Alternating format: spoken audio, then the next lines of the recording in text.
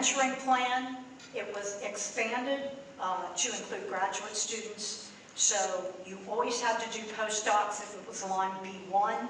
Now if it's line B1 or B3, you have to include a mentoring plan that will not exceed 1 page. There are not separate plans for grad students and postdocs. It's one plan, 1 page, and a single plan is included for all grad students or postdocs supported by the project, regardless of whether it's the Prime, a sub-awardee, or any other organization in a simultaneously submitted collaborative proposal. Here's an area that obviously is of pretty significant importance to those of you that have those grad students and postdocs. And let me just tell you, if you start tracking the requirements that Congress is imposing on NSF to impose on you, you're starting to see graduate student postdoc, mentoring, development. That's a message, folks. Someone is telling the Hill that these individuals are not being mentored. So therefore, take that back. That's an important component. NSF is implementing exactly as based in statute.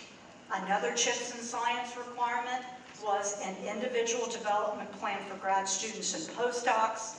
If a grad student or postdoc receives substantial report, they've got to have an individual development plan, which is updated annually, which maps to educational goals, career exploration, and professional development. We define that as 1 month or more of support during the annual reporting period.